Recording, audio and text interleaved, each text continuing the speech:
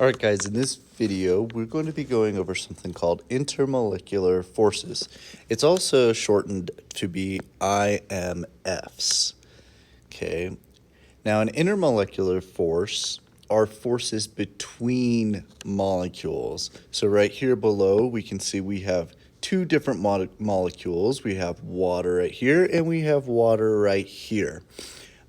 The intermolecular forces try to show the attractive forces between them. That would be right here. Okay. Now, it's not talking about the bonds.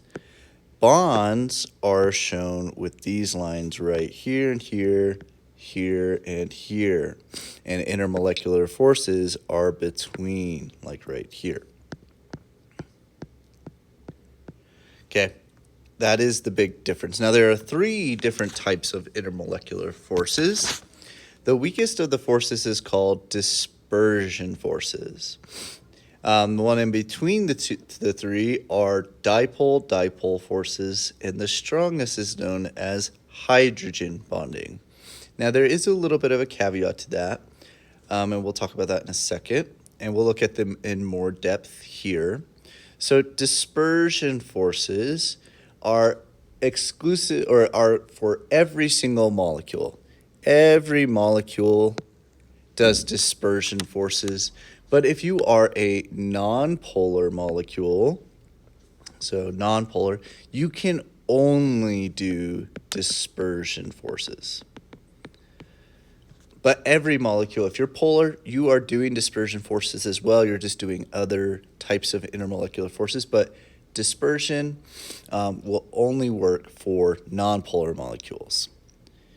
What is dispersion then? If this was a molecule and it's nonpolar, so it's distributing their electrons evenly, in a dispersion force, what will happen sometimes is electrons get moved temporarily to one side. We call that a temporary dipole.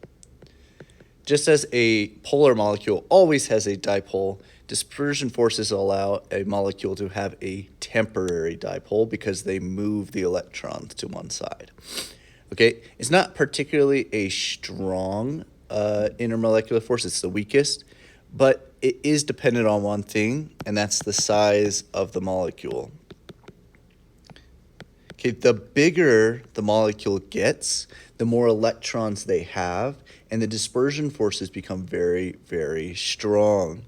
Okay, an example is oil. You may have seen in your lab that oil had the strongest intermolecular forces. It had like the highest surface tension, it had very low vapor pressure, and it was very viscous, but in reality, they only have dispersion forces, which is the weakest force, but because oil molecules are so large, they have very strong forces. So the size of the molecule really determines how strong a force might be.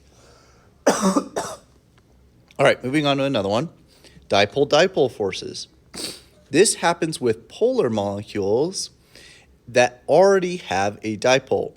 A dipole is just this right here. As we can see, there is a positive and negative side to the molecule because it's a polar molecule. And because there's a positive negative side, if there's another molecule that's positive and negative, their positive negatives will attract towards each other, and it creates a very strong attraction between the two. So that would be exclusive to polar molecules. Now, we also talked about how every molecule does dispersion forces. So this particular molecule also does dispersion. If you can do dipole-dipole, you can also do dispersion forces. And finally, the last one, which is probably one of the more important ones in terms of biology and other things, hydrogen bonding. It's a force that occurs when there's a hydrogen bonded to either a fluorine, oxygen, or nitrogen. So water is a great example. Water is a polar molecule, but it also has an oxygen bonded to a hydrogen. It's actually bonded to two of them. And so it creates what we call hydrogen bonding. Hydrogen bonding. But a hydrogen bond is occurring right here. It's an intermolecular force, so it's happening between two molecules. So we're looking at this section. A lot of students will think the hydrogen bond is right here. No, it's just very poorly named. The intermolecular force is called hydrogen bond, so we're looking at this blue area. This is just a covalent bond, but it's due to this covalent bond that makes it such a strong intermolecular force. So don't get confused between that. And hydrogen bonding can occur if there's an O bonded to an H, an F bonded to an H, or an N bonded to an H. Okay, if there's any of those and there's some lone pairs on these, then it will do hydrogen bonding. All right, so we're going to do some practice here and how to identify, is it dispersion? Is it dispersion and dipole-dipole? Is it dispersion, dipole-dipole, and hydrogen bonding? Okay, first question you got to ask yourself is this a polar or nonpolar molecule? In this particular case, because it's symmetrical throughout, we just have these hydrogens bonded to one carbon, and we also know that carbon and hydrogens have the same electronegativity. This is a very nonpolar molecule. And since it's nonpolar, it can only do dispersion forces. And we see that on this next slide. They can only do dispersion forces because it's nonpolar. Okay, we'll look at another one. See if you try this by yourself, but then I'm going to go through it right now. Looking at this molecule, there's a lot of carbons, hydrogens, and then there's this oxygen, hydrogen over here that kind of throw things off. This is no longer a nonpolar molecule. Now it's a polar molecule. So since it's polar, it can do dispersion. It can do dipole-dipole. Now the question is, can it do hydrogen bonding? And the answer is yes, it can. And that's because of this OH bond right here. So this can do all three intermolecular forces. It can do dispersion, it does dipole-dipole, and it does hydrogen bonding. Looking at this one's a crazy molecule. It's very large.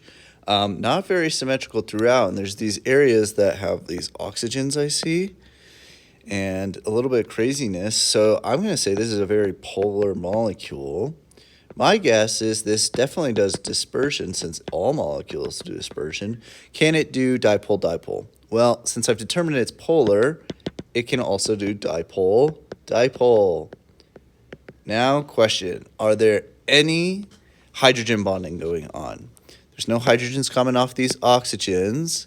Here's some nitrogens, but there's no hydrogens coming off of them. So my assumption is no, this one cannot do hydrogen bonding. So all it can do is dispersion and dipole-dipole.